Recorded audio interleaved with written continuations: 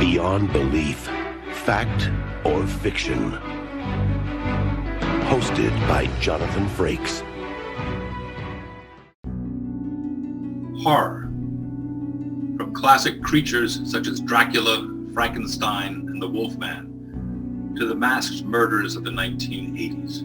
Millions flock to the big screen in search of fear-injected fiction. But what happens when the terror is real? In tonight's episode, can you decipher which deeds are truth and which are the twisted tales of monsters, of madness, and of magic?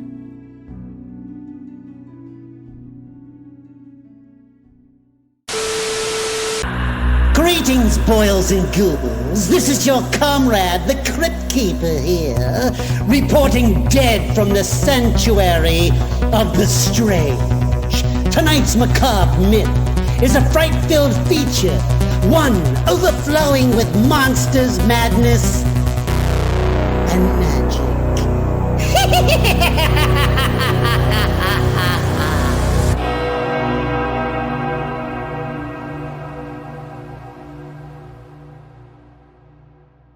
I'm your host, Justin, joined by my co-host, Henry. This evening, we're joined by a very special guest, actor, director, producer, our commander and yours, Mr. Jonathan Frakes. Jonathan, how the hell you doing? Gentlemen, a pleasure. Nice to see you or hear you. Thank you so much for being here. Let's just keep it simple. Let's start at the beginning. Take us back in time. When you were a kid, what sort of films, fiction, music, and stuff were you consuming to get those creative juices flowing? One of my fondest memories of my childhood in Bethlehem, Pennsylvania, being taken to the Boyd Theater by my wonderful late great father, James R. Frakes, who was a great fan of jazz, movies. He was an English professor and a book critic. We went to see Robert Altman's MASH, probably 1970. We sat through it the first time. The usher at the Boyd Theater came down and told us we needed to shut up because we were being too rowdy.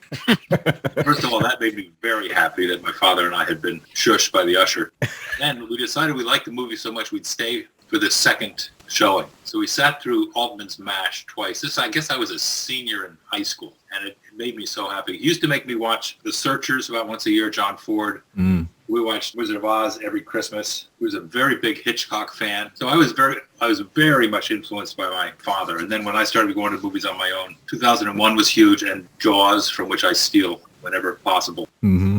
So I was a kid in the 70s when all those wonderful directors were starting, Coppola and Scorsese, and I wasn't much of a sci-fi guy, to be perfectly honest. So I came to Star Wars later. I was much more in the Godfather, Goodfellas kind of a genre than I was anything to do with outer space or science fiction. Now, did you see The Exorcist back then as well? Oh, God, yes. As a matter of fact, Jason, what's the guy's name who wrote that play and starred in it? I met him. He was a friend of my sister-in-law's, and I was like, I fanboyed with him. That was spectacular. That's the same era. Yes, sir. I see that your father was a literary professor, so I'm assuming the library at home was vast and varied. Did you read a lot when you were younger? It was vast and varied and somewhat intimidating, to be honest. I told this story on Gates's podcast. When I was young, high school young, I said to my dad taught Hemingway and Faulkner and James Joyce and Henry James. I said to him at one point, I think I'm ready I'd like to read James Joyce's Ulysses. And he said,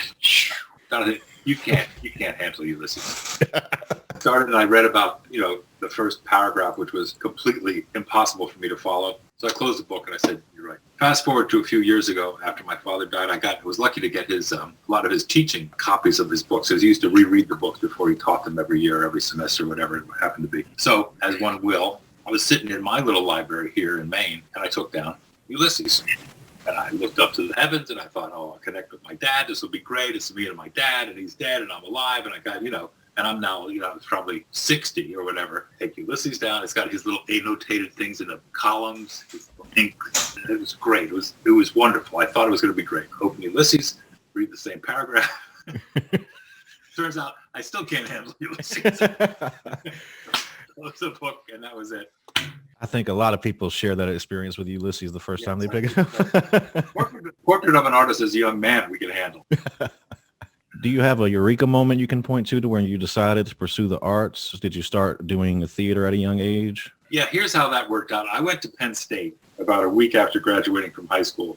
because I had wanted to have a gap year. And my dad, who was a professor at Lehigh, thought it was a great idea. My mother, on the other hand, said, no, this isn't going to work. So I didn't apply to any schools, and then he pulled, because he had taught at Penn State and gone to Penn State, and they said, well, we can get him in late, but he's got to start in the summer if you want him to go to the main campus, and it became this. So I got out of high school, and I'm 17, and I ended up going to Penn State. At that point, I wanted to be a psychiatrist, I thought. I went in as a psych major. And on the Penn State campus, there was a company, an acting company from New York called New American Theater Company or something innocuous like that. And I went to the theater department and signed up to be an usher so I could get into the plays for free. Because I liked the theater. I was in plays in high school and I thought it'd be a, good place to meet women. That sort of thing. So, on the board to be an usher at the production of Arthur Coppett's The Indians, which was a wonderful play, again, from the 70s.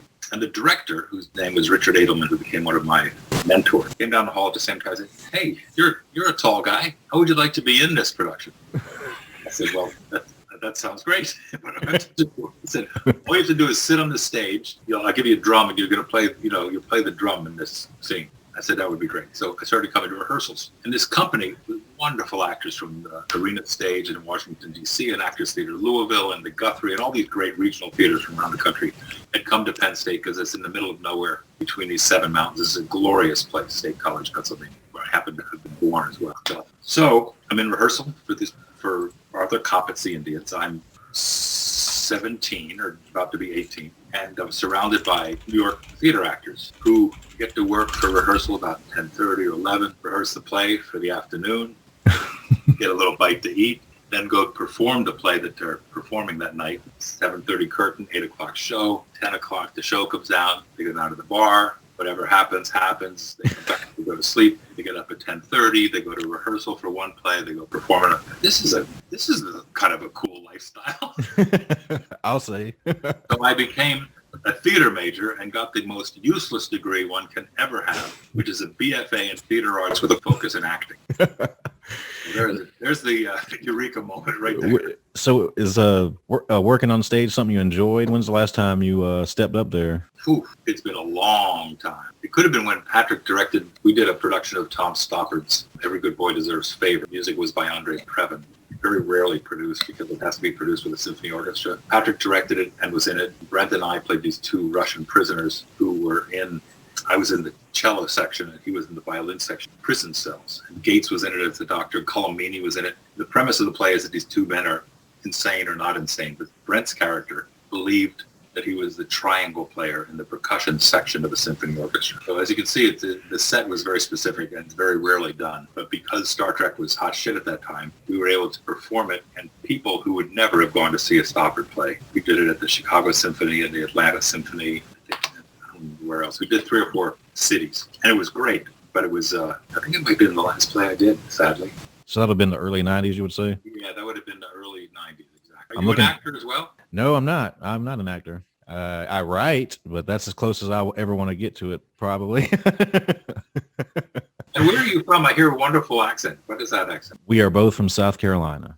Such a beautiful, beautiful accent. Thank you. That's the first time my voice has been called beautiful. Well, it's so mellifluous and it's so almost British. That's especially the South Carolina accent. Yeah. It's a beautiful Southern accent. Some not so much. Agreed. I think you're thinking of Kentucky, maybe. I'm not going to go there. So does your personal approach differ when you're on stage as opposed to on screen? I will say that I don't really have a good answer, but it did spur an answer, which is that now in my job as director, which I feel that I've sort of found the thing that I'm kind of best at. I was okay as an actor. I think I'm better as a director, but I use a lot of what I learned from this Richard Edelman, who I referenced earlier. And I had 2 other professors there. One was named Archie Smith and one was named Manuel Duque. And that triangle, one of them was from the Neighborhood Playhouse, one of them came from the Actors Studio, and one of them taught sort of Herbert Berghoff. So there were 3 different acting styles being taught, Stanislavski. So the influence of these 3 professors sort of gave me the groundwork for how I approach things as an actor, which is breaking things down into beats, action verbs, clear intention of what you want from the scene, of what the character wants, all those classic acting things, which I now, when I prepare for shooting anything, I break the beats down, I write the action in the column next so that so that if an actor hasn't made a choice, I could suggest a choice for them. But I find that having an acting background has been very helpful to me as a director. That makes sense? Yeah, that makes perfect sense. I mean, you have a nickname, One Take Frakes. Would you say that your two takes is two takes? Yeah, and oddly enough, I mean, I know that implies that I work fast, but I'll give you the background on that story. You got me on a roll. I'm glad I have my iced coffee. Keep it rolling. Two Takes Frakes comes from when I was blessed with that job to direct First Contact for Paramount Pictures. My first movie, an incredible script, a great opportunity from a guy who had just directed, a dozen or so episodes of television. And it was with all my friends, obviously, but it was a bigger budget and it was a bigger deal, but it was still making a show. I did a shot, I think, with Patrick, and take one I thought was spectacular. So I said, okay, let's print that and move on to another size and move on, whatever we were moving on to. And Marty Hornstein, who was the producer, what's called the line producer for Paramount Pictures, he came and sort of whispered in my ear, said, Frakes, you got to go again. I said, well, no, that was great. I printed it. He said, no, you have to print two takes when you work for the studio. So that's where two takes comes from, not from working fast. Not that I don't work fast, but it has, you got the true story here on your, what do you call your podcast? It's Monsters, Madness, and Magic. I think that encompasses most of what we're interested in, Monsters, Madness, and Magic. Got this true scoop on Two Takes Frakes. There you go. Heard it here first. So your bio says that in the early 70s that you worked for Marvel Comics. How did that come about? And what were you wearing? My old dear friend Charlie Davis had some contact with Marvel Comics. He became the first guy to put on the Spider-Man suit and go out and open up comic book stores and all that kind of racket. And then they said, well, we need somebody to play Captain America. So Charlie says, why don't you come down and meet them? So they said, okay, you can go be Spider-Man. You go be Captain America. We'll send you downtown to get fit for a uniform, and we'll give you this garbage can lid with the star on it, and we'll get you some big red leather boots. And so fast forward a month or so, I have a horrible spandex space suit that looks like it's a Captain America suit. And I got the cowl, and I got the little grippered wings on your head, and a garbage can lid that's now beautifully actually like one of those sleds, those round circular sleds. And we would be sent out to Omaha, Nebraska, let's say. We'd have to sign out the costume, 575 Madison Avenue, upstairs, past Stan Lee's office, go and sign out. I get the Captain America outfit, he'd get the Spider-Man outfit. They'd send us out to LaGuardia. They'd give us 2 coach tickets to go to Omaha and an itinerary. And we'd open up, you go into the 7-Eleven at 11:10. And then you're going to go down to this comic book store, and that's going to be at 12:15. And, we had this routine where we just, wrote in and signed comic books, Marvel comic books, and gave them to sign Captain A. And it was ridiculous. There's only one real great perk came from it when we were invited to James, Rosalind, and Jimmy Carter, who was the president of, that's how long ago this was. And their daughter, Amy Carter, had an environmental awareness lawn party at the White House, to which we were invited with Stan Lee and the Hulk and others. So they had to do a background check, and we did end up at this, which is probably the pictures that you found where you did your research. Right. That was the high point. That, and also Blood, Sweat, and Tears came to one of our conventions for some reason. There was a comic book convention we were at. He said, would you guys, if we paid you, would you come down to our concert tonight? They were playing at the Metropolitan Opera. We said, sure we would. So because we were making $50 a day, and they were going to pay us like $100 to go to this thing. So we went down there, and then they invited us to the after party, which was in Lincoln Center. And that's when I realized that the best gig of the two was Captain America, because I had a cowl on, as you probably would think. But Spider-Man had the full head on with the string over his mouth. So I could have the martinis, and he couldn't. It's interesting when you think about conventions too. They seem like a modern conception, but obviously you guys were doing stuff like that back in the 70s. How active was it? There were more dealers' rooms than there were. I don't know. I only remember doing that with Captain America a couple of times. But when I started in the convention circuit in '87, they were not what they are now. They were growing, I think. But yeah. By the '90s, there was a convention every weekend. Are you a convention guy? Are you too? Every once in a while, if they're kind of close enough and someone's there that's kind of piques my interest, I'll go. But sometimes, I'm not an avid goer, I'd say. You landed your first Broadway role at the same time that you landed the gig on The Doctors. So in hindsight, breaking into both of those two mediums at the same time, was that a crazy period in your life? It was. I thought I died and gone to heaven. I had a job on the doctors as this kind of troubled Vietnam vet, child beater, horrible character. And I had done a summer stock production of Shenandoah, which was a big Broadway musical that John Cullum started. I had done a summer stock production, Wolf Trap Theater in Virginia. And when I got back to New York, Shenandoah was obviously had been running for a year, 2 years, whatever. They asked me to replace the guy whose part I played because he was going to leave the show. And I, of course, said yes. So I had a job on television during the day, a soap job. I had a job with a scene and then the chorus of a Broadway show at night. And I had an apartment in the Village for $181 a week. I thought, this is it. And it could have well been it if it hadn't been for Star Trek. But it was a fabulous time. I can imagine. You just mentioned it, so we got to go there. Obviously, all of our worlds change in 87 when Star Trek The Next Generation comes around. So take us through it. Was it another typical audition that just you landed the role of a lifetime, or was it? I auditioned 7 times over 6 weeks. First went in to see Junie Lowry, who was the casting director. And then she brought me back to meet Rick Berman, who was with the studio, with Bob Justman, who had been on the original series with Gene. I was brought back again to meet with Gene. And then because the show was being made for 237 separate television stations, Paramount sort of owned it. It wasn't like a network show. Right. There were people at Paramount that had to sign off on the cast. So after the 3 or 4 auditions I then had to go see these executives and go to their offices and audition. And by this point, it was down to probably, I don't know, at least a couple of us. William Campbell, who you probably know, is a wonderful actor who's actually on the show. It was the Rocketeer, and he was the outrageous O'Connor on our show. I would go to Gene Roddenberry's office an hour before the audition, and Corey Allen, who directed our pilot, and Gene would coach me through the scenes. And by this point, I had done the scenes a lot, and I was familiar and more nervous each time. I also wore the same, what I thought was my sci-fi shirt.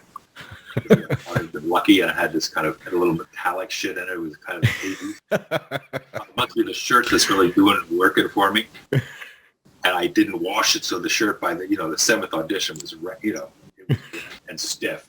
So it was like my acting. You still have the shirt? I still have the shirt. It's in the closet. And eventually, Gene Roddenberry called me at my place I was living and said, "Congratulations." I went outside to drive back to Jeannie's house where I was to go see Jeannie, I think. And my car, where my car had been parked, was a pile of glass. And my car had been stolen the night that I got the job. Oh my God. Well, sorry about, did they find out the guy who stole Commander Riker's car? I never heard about it. I did, my insurance covered it, but it was an interesting balance of yin and yang. I'll see.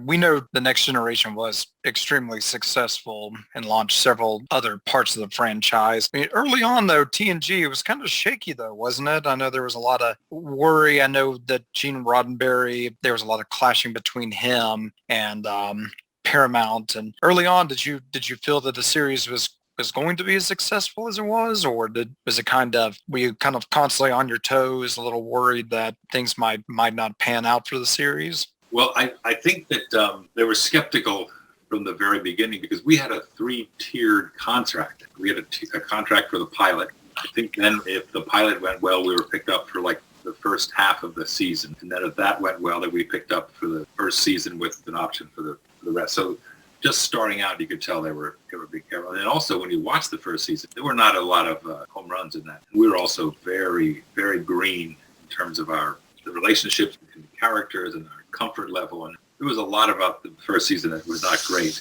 like with most shows starting out. Mm-hmm. But we hit our stride around the 3rd season, I think, between the 3rd and the 4th season, somewhere around the board when they showed up. And the audience, as you know, was very skeptical, bordering on hostile. I've told many times the story of my first convention, Syracuse, New York, and I knew nothing about the world that I had gotten into. I was just beginning to get that it was a big deal because I told you I was not much of a sci-fi fan. I was just seeing glimmers of what it could be, and the audience was skeptical. And the show had barely started to air, as I recall. I was waiting in the dealer's room to go on stage, which I didn't quite know what that meant to be, and it was the Q&A, and so they were selling it with little Galoob action figures, the first season action figures. And they had, Geordie LaForge for $35, and they had like a limited dye-lot Data that had been misprinted, and they were like $50, and Captain Picard is $60, $70, and there's a sign at the end of the table that says, buy any action figure, get Riker free. Come on, you've heard that story before. I have not heard that story before. Never heard that one. That's something. That is something.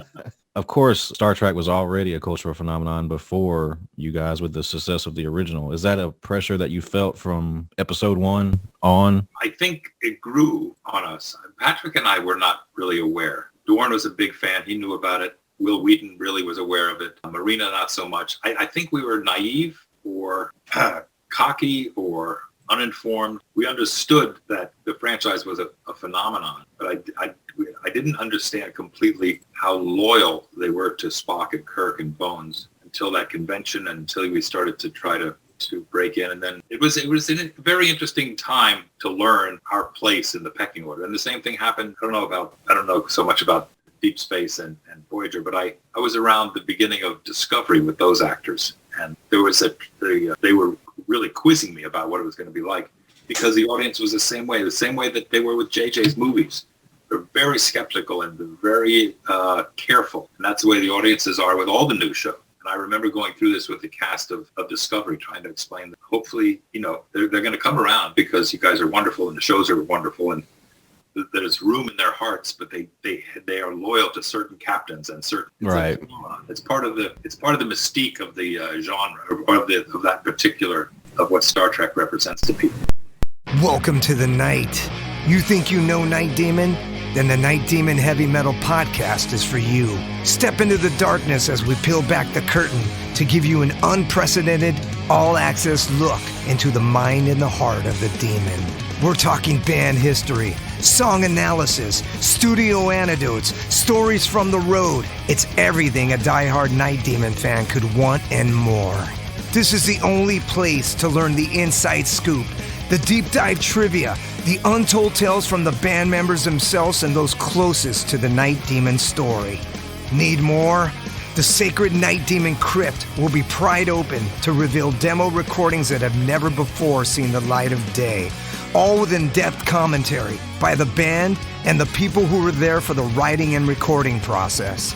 This is a gold mine, a treasure trove of all things Night Demon. Head over to nightdemon.net or wherever you listen to podcasts. And at the end of the day, sometimes you just can't please everyone. Boy, is that the truth? Yeah.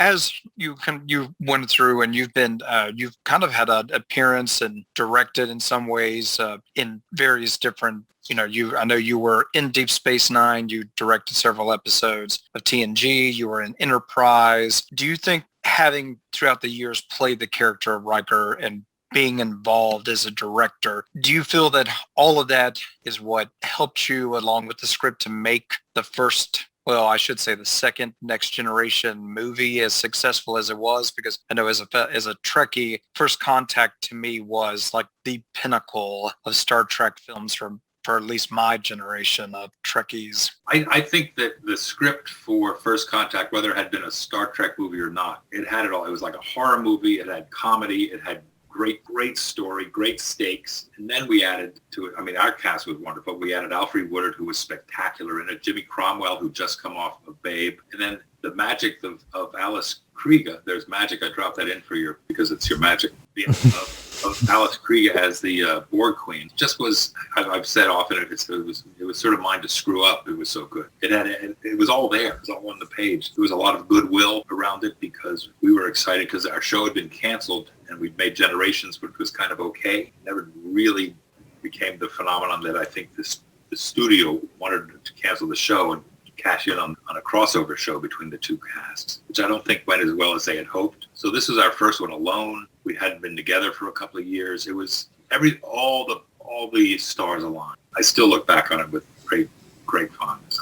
Henry just mentioned it. Star Trek is where you got to test some of your directing chops. Is that something you'd always wanted to pursue and you just never had the opportunity? I realized that while I was working on the show that there was a lot of downtime as an actor. And someone either told me or I just figured it out on my own that this was a great time to take advantage of being at Paramount Pictures, being on a show, So I asked Berman if I could shadow they call it shadow all the directors, and he said, "Sure, you can, but I can't guarantee it." So for like 2.5 years, I shadowed everyone. Then I got to go to the editing room where I really was naive about what was needed by them, and I eventually was invited into the pre-production stuff and the visual effects meetings, and then the post-production symphony orchestras in McCarthy and the orchestra would play, and I go to the ADR sessions. So because I was at the studio, because I was on the show, and because I was eager, I got an incredible hands-on training.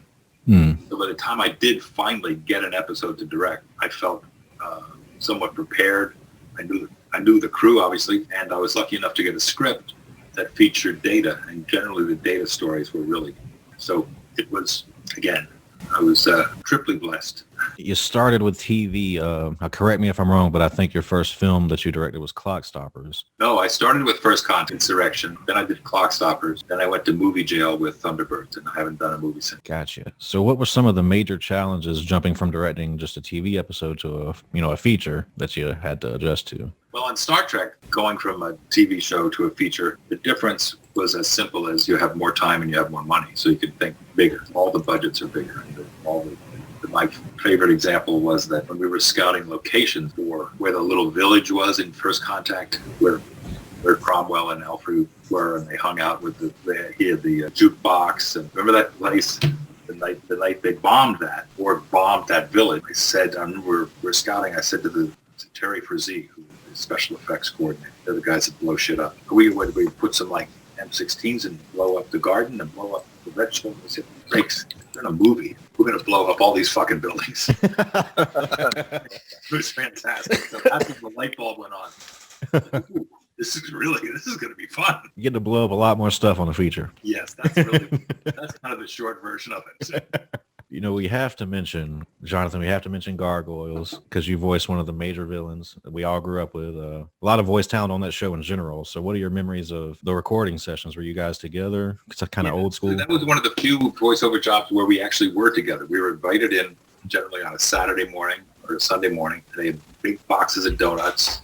People came in their sweats, and it was a great gig. Absolutely fabulous gig. Marina and I were cast as sort of regulars Ed Asner was in the show, I remember, and there were 5 or 6 of us that were regulars. And then Jamie, who was the casting director for Disney, it was a Disney production. Mm-hmm. They saw that there was some play in terms of cross publicity, I think, certainly with Marina and O'Keefe David was great in it. There was Sherry. Anyway, we had a ball. But I think what happened with the propensity of Star Trek acting talent was that Disney realized that, oh my God, we can cash in. And so Brent was on it, and Kate Mulgrew was on it. Worf, Michael Dorn was on it. And then you look at some of the guest stars were guest stars from our show. So it became a kind of a Star Trek road. Yeah. Yeah. I could be wrong, but I think I heard that there was a revival perhaps coming up soon. Have you heard anything about that? I've heard that for many, many years. Again, I've heard the same rumors you have, and I've heard it for a lot of years, and I don't know. I know Greg Weisman would love it, and I know we'd all heard it. Yes, we would. Yeah. So I got to ask you, because I'm seeing here that you played trombone on a Fish album. How the hell did that come about? You're going right through the good stuff. I used to live on Lookout Mountain, which is up in off of Laurel Canyon. My next door neighbor was a record producer named Paul Fox, and dear friend. He used to produce REM and Bjork and Jacob Dylan and 10,000 Maniacs, and he produced a Fish album called Hoist. And they would come up to rehearse. In front of my property was a little garage, and above that was a rehearsal studio that Paul's musicians rehearsed in. And I had a mailbox in front of my house that had been hit by a lot of cars. It was a black and white dotted kind of cow. You've seen it. It's like the trout mail, or the largemouth bass mailbox, but of a cow. Yeah. Yeah. That's the vibe. And it was dented and beat up and kind of crooked. And so these guys from Fish were Trekkies, a couple of them. They asked me to go to the studio to play trombone on their album. This is so I go out to the studio somewhere down deep in the valley. I get there, they give me the charts, my horn out, and I'm telling you, and I was not that good a trombone player, but I was okay. But these charts were way beyond my chops. The range was way, way, way, way up high. The speed, and it was really for a proper professional trombone player. So I did a couple of attempts, And that became clear to all of us that this is, beyond my level of ability. So they said, thanks for coming. And, Did your takes make it on the album? yes. Then they hired the trombone player from Tower of Power to play on that cut. But they took the outtakes of these attempts. They put them in a little, I think, 29-second cut on Hoist called Riker's Mailbox. That's great. And Paul Fox, my dear friend, when the record went gold, he gave me a gold record. So I have a gold record on my wall. So is that as far as the musical pursuits go? Have you ever thought about singing on a Christmas album or something? No, I sing too much anyway. I sing on the set, drives people crazy. Singing around the house drives my kids crazy. I'd like to get my lip back, play some more trombone, but it's I keep talking about it and not doing it. I've been kind of holding off on this one, Mr. Frakes, because Beyond Belief is a childhood staple for me. Oh, really? Yes. A German production company just hired me to go and do kind of a Beyond Belief in Germany for some reason. It's huge in Germany. Do you know anything about this?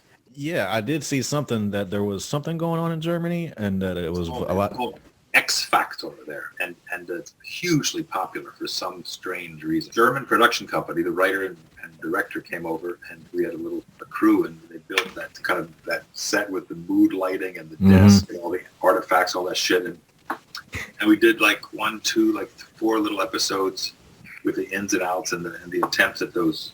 We used to call them the Edelmans, those horrible puns at the end of the show. Yeah. Barry Edelman wrote those, and Al Schwartz directed the show. And I was, so I had a ball. I revisited this 2 weeks ago. Wow.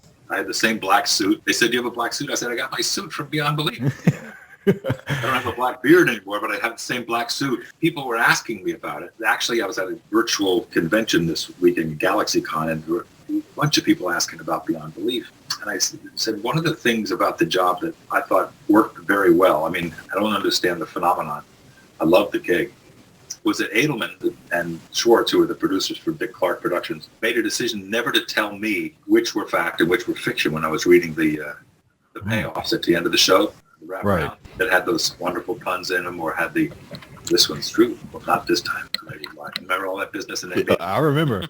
made a great meme of it last year, which I'm very proud of, including the slow motion one where I sound like I'm.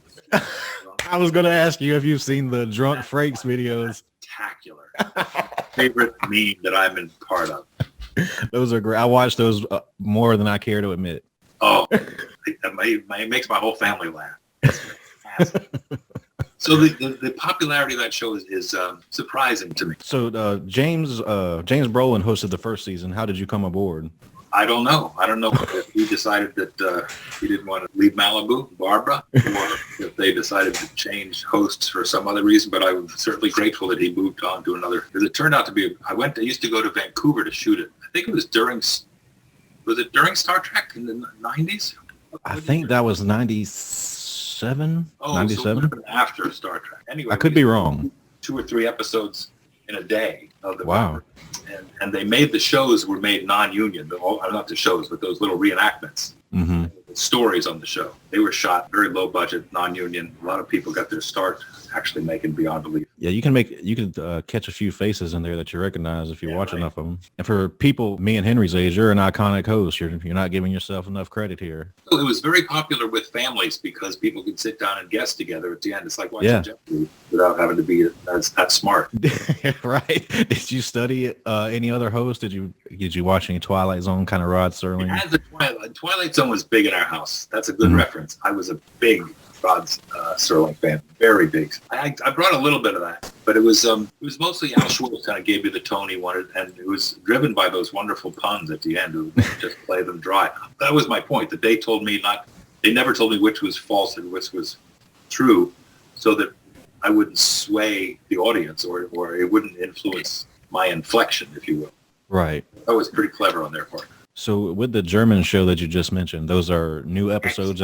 Those are going to be premiering as new Beyond Belief episodes? What the concept is that he will take what we shot and try to sell it. That's really what he's Gotcha. Just a personal question here. Were there any of the stories that stand out to you, ones that you couldn't believe were real? I never saw the stories, to be perfectly honest. Oh, you never saw the dramatizations. Gotcha. So to date, what is the best acting advice that you've received? Never judge your character. You know who told me that? Who? Pretty decent actor. Sir Ben Kingsley, who was... I'd listen. And that guy in Thunderbirds. Not to mention Sexy Beast and Gandhi. But it's a great piece of advice for an actor. And he played a lot of bad guys, really convincing. Never judge your character. I got another good piece of acting advice from one of those three guys, Archie Smith, who I referenced earlier, who was one of the triumvirate of mentors from Penn State. He said, the two most important things about being an actor are to make sure that your shoes fit, never marry an actress. Let me just say my shoes fit fine. Did you marry an actress? I did indeed. The rules are meant to be broken. So have you seen any good movies during the lockdown? I've been on a binge TV thing. I just finished Ron Moore's new show, which I loved, which is called For All Mankind. I did 2 seasons of that. I'm in the middle of Mayor of Easttown. Hacks is my currently enjoying. Huge Schitt's Creek fan. Ted Lasso I enjoyed immensely. When I was in quarantine before shooting Discovery and probably after Christmas, I went up there January, February, somewhere. And you have to sit in a hotel room for 2 weeks. So I was the only person on the planet who hadn't seen Game of Thrones. So there was never a better opportunity and never a better way to kill the 2-week quarantine. I watched it wall to wall. Thoughts? All 8 seasons in 2 weeks, and it was great. Are you a Game of Thrones fan? Huge Game of Thrones fan. Yeah. But how do you feel about the ending? It got better and better when there were fewer and fewer stories to follow. I made, you really can find some favorites and you're cheering for them and waiting for them to come. I don't think we'll ever see television like that again.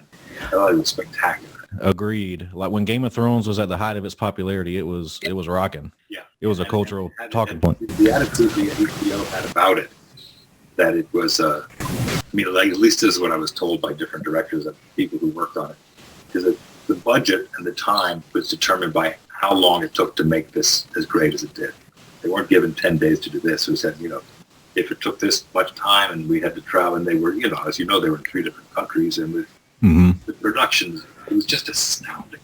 It was really fun to finally, and it's also part of our social, it's like Star Trek. Yeah, it is. Talking about Game of Thrones. So I was so naive and felt so out of it when people would reference Khaleesi and all the things that I now are part of our lexicon. It was the best part of the quarantine for me. For Game of Thrones, Game of Thrones was for science fiction fantasy, kind of sort of how The Soprano was for the drama series. Before Sopranos in terms of kind of cerebral and gut-wrenching dramas. I don't think things like Breaking Bad would exist without Sopranos, and it seems that Game of Thrones has kind of started a craze for what Amazon's got Lord of the Rings coming up, and I think there's a Wheel of Time series, so that's kind of much probably in the same way that Star Trek kind of sparked all of its copiers. Babylon 5 was Babylon 5 and Farscape and all of those as well.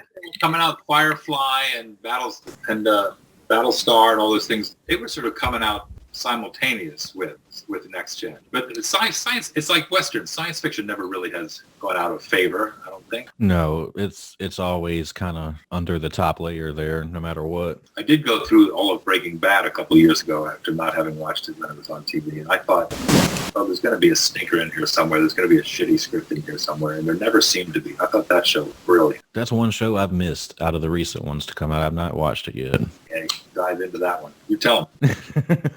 Well, Jonathan, we're not going to keep you all evening here, but I do have a small favor to ask, if you don't mind. I have written a little brief for promotional purposes and for personal purposes, Beyond Belief style monologue to promote the show. If I could just text it into the chat, you could read it and see if you still can do the 2 takes Frakes name here. Me and Henry will mute our mics and shut up so you can zone out here.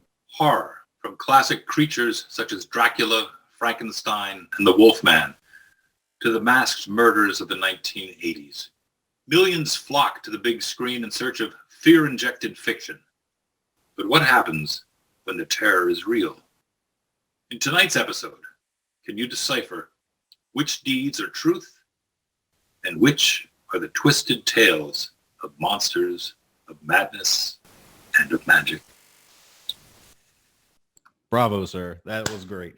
You just made a lot of people happy. It's been a real pleasure. It's been a pleasure, my friend. We'll catch you down the road. Thanks very much. I appreciate it. Bye-bye. Take care.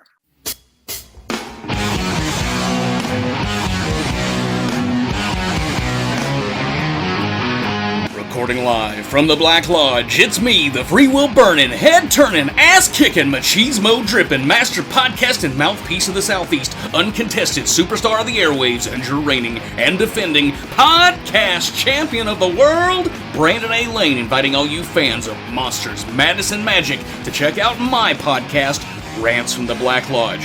What are we all about? Well, let me lay some inside baseball on you. The first of each month, myself and the Rant Army dissect some of cinema's greatest horror and cult films with in-depth retrospectives. Then on the 15th of each month, we present something a little more lighthearted with a fun watch-along commentary for some of cult film's more underappreciated offerings. Rants from the Black Lodge can be found on all major platforms, so hop on over to your app of choice and give us a sub. Follow us on social media at Rants Black Lodge, and for the love of Cthulhu, hop over and check us out on our homepage at juicykruger.com. Oh yeah, and please continue to support all the great content by our friends at Monsters, Madness, and Magic.